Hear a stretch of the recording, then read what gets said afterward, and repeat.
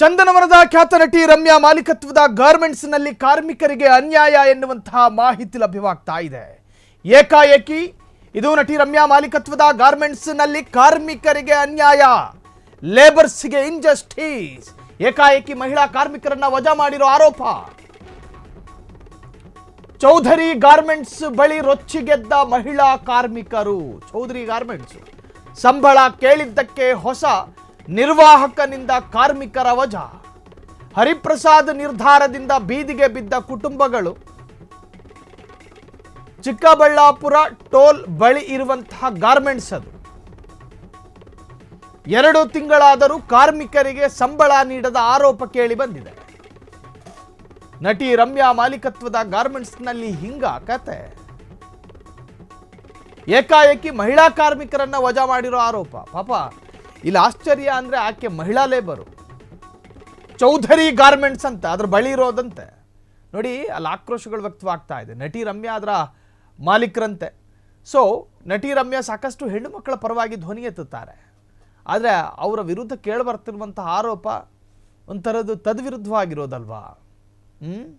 So ಮಹಿಳಾ ಲೇಬರನ್ನು, ಒಂದು ಕಾರ್ಮಿಕಳನ್ನು ಆಕೆ ವಜಾ ಮಾಡ್ತಾರೆ ಅನ್ನೋದಾದರೆ ಮಹಿಳೆಯರ ಮೇಲೆ ಇಟ್ಟುಕೊಂಡಿರ್ತಕ್ಕಂಥ ಕಾಳಜಿ ಎಷ್ಟಿದೆ ಅನ್ನೋದು ಇದರಲ್ಲಿ ವ್ಯಕ್ತವಾಗುತ್ತೆ. ಇನ್ನು ಆಕೆ ಏನು ತಪ್ಪು ಮಾಡಿದ್ಲೋ ಅದೆಲ್ಲವೂ ಕೂಡ ಸೆಕೆಂಡ್ರಿ, ಚರ್ಚೆಗೆ ಒಳಪಡಬೇಕು. ಅದು ಕೂಡ ಆಕೆ ಏನಾದರೂ ಇಂಟಿಗ್ರೇಟಿಂಗ್ ಅಥವಾ ಏನಾದರೂ ವಿಶ್ವಾಸಘಾತಕವಾದಂಥ ಕೆಲಸ ಮಾಡಿದ್ರೋ ಅಥವಾ ಸಂಸ್ಥೆಯ ವಿರುದ್ಧವಾಗಿ ಏನಾದರೂ ನಡ್ಕೊಂಡ್ರೋ ಅವ್ರನ್ನ ಯಾಕೆ ಟರ್ಮಿನೇಟ್ ಮಾಡಲಾಯಿತು, ಇವೆಲ್ಲವೂ ಕೂಡ ಕಥೆಗಳಿರ್ತವೆ. ಸೊ ನಾವು ಏಕಪಕ್ಷೀಯವಾಗಿ ಒಂದೇ ನಿರ್ಧಾರಕ್ಕೆ ಬರೋದು ಕೂಡ ತಪ್ಪಾಗುತ್ತೆ. ಸೊ ನಟಿ ರಮ್ಯಾ ಮಾಲೀಕತ್ವ ಅಂದ ಕೂಡಲೇ ಅದನ್ನು ನಿರ್ವಹಣೆ ಮಾಡ್ತಾ ಇರುವವರ ಎಡವಟ್ಟಿನಿಂದಾಗಲೂ ಕೂಡ ನಟಿ ರಮ್ಯಾರ ವಿರುದ್ಧ ಕಳಂಕಗಳು ಬರಬಹುದು.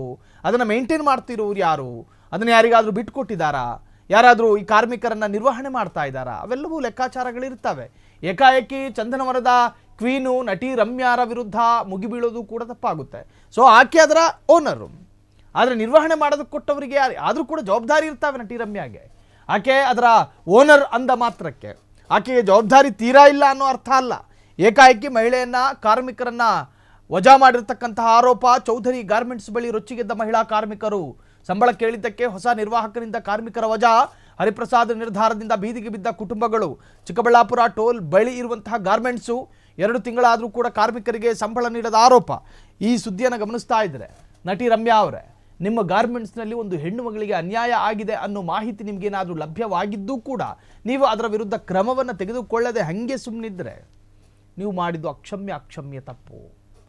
ಸಾಮಾಜಿಕವಾಗಿ ಗುರುತಿಸಿಕೊಂಡಿದ್ದೀರಿ, ಮಹಿಳಾ ಮಣಿಗಳ ಪರ ಮಾತನಾಡ್ತೀರಿ, ಹಿಂಗ ನಿಮ್ಮ ಗಾರ್ಮೆಂಟ್ಸಲ್ಲಿ ಆಗೋದು ಅನ್ನೋ ಆರೋಪಕ್ಕೆ ತುತ್ತಾಗ್ತೀರಿ.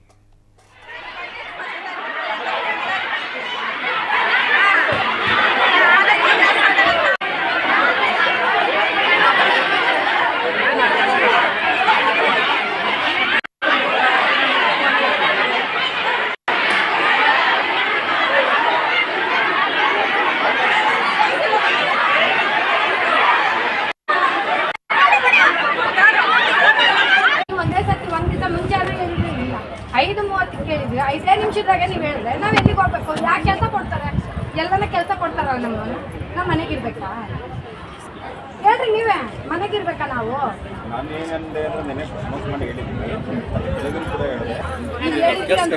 ನೀವು ಹೇಳಿದ್ದೀರಂತ ನಾವು ಒಟ್ಟೋಗಿ ಮನೆಗೆ ಕೂತ್ಕೊಂಡ್ರೆ ಗಂಡು ಮಕ್ಳು ಏನು ಹೇಳ್ತಾರೆ, ನಮ್ಮ ಗಂಡಸರಿಗೆ ಏನು ಹೇಳ್ಬೇಕು ಹೇಳಿ, ಏನು ಹೇಳ್ಬೇಕು? ನಾವು ಕೆಲಸದಿಂದ ತಗ ನೀವು ಏನು ಮಾಡಬಾರ್ದು. ಕೆಲಸಕ್ಕೆ ಬೇಡ ಅಂತ ಹೇಳಿದ್ರೆ ಅದು ಅಫೆನ್ಸ್ ತಾನೆ, ಕಾರ್ಮಿಕ ಕಾಯ್ದೆಗೆ ವಿರುದ್ಧ ತಾನೆ. ಯಾಕೆ ಆ ಥರ ಮಾಡ್ತಿದ್ದೀರಿ? ಅದಕ್ಕಾಗಿ ಅವರು ನಿಮ್ಮ PF ಅಕೌಂಟ್ ಕ್ಲಿಯರ್ ಆಗಿರಲ್ಲ, ಇನ್ನು 2-3 ತಿಂಗಳು PF ಕಟ್ಟಬೇಕಂತಿದ್ದಾರೆ, ಮತ್ತು ಸ್ಯಾಲ್ರಿ ಅರ್ಧ ಕೊಡ್ತಿದ್ದಾರೆ ಅಂತ ಹೇಳ್ತಿದ್ದಾರೆ. ಇದಕ್ಕೆಲ್ಲ ಕಂಪ್ಲೀಟ್ ಆಗಿ ನೀವು ಡೀಟೇಲ್ಸ್ ಕೊಡ್ಬೇಕು ತಾನೆ, ಅವರಿಗೆಲ್ಲ ಉತ್ತರ ಕೊಟ್ಟು ತಾನೆ ನೀವು ನೋಟಿಸ್ ಕೊಟ್ಟು, ಮತ್ತು ಅವರಿಗೆ ಈ ಥರ ಕೆಲಸ ತೊಂದರೆ ಆಗಿದೆ, ಇದು ಪ್ರೊಡಕ್ಷನ್ ಕಮ್ಮಿ ಆಗಿದೆ ಅಥವಾ ಇತರೆ ಸಮಸ್ಯೆಗಳಾಗಿದ್ದಾವೆ, ಆದ್ದರಿಂದ ನಾವು ನಿಮ್ಮನ್ನ ಇಷ್ಟು ಜನನ್ನ ಕೆಲಸದಿಂದ ತೆಗಿತಾ ಇದ್ದೀವಿ ಅನ್ನೋದನ್ನ ಮುಂಚಿತವಾಗಿ ಹೇಳಬೇಕಾಗಿತ್ತು. ನಾವು ಯಾಕೆ ಹೇಳಲಿಲ್ಲ ಅವರಿಗೆ? ಕಲ್ಸಿ ಮಾತಾಡ್ಬೇಕು ಅವ್ರು, ನೀವು ಒಬ್ಬರೇ ಅಲ್ಲ, ನೀವು ಮಾತಾಡ್ಬೇಕು, ಅವ್ರಿಗೂ ಬರ್ಬೇಕು ಹೊರಗೆ.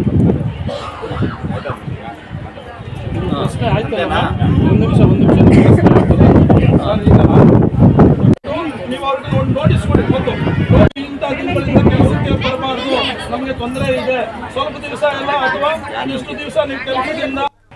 ಕ್ಷಣ ತಕ್ಷಣದ ಸುದ್ದಿಗಳಿಗಾಗಿ ಫ್ರೀಡಂ ಟಿವಿ ಸಬ್ಸ್ಕ್ರೈಬ್ ಮಾಡಿ, ಲೈಕ್ ಮಾಡಿ ಹಾಗೂ ಫಾಲೋ ಮಾಡಿ. ಹೊಸ ಸುದ್ದಿಗಳ ನೋಟಿಫಿಕೇಶನ್ಗಾಗಿ ಬೆಲ್ ಐಕಾನ್ ಮೇಲೆ ಕ್ಲಿಕ್ ಮಾಡಿ.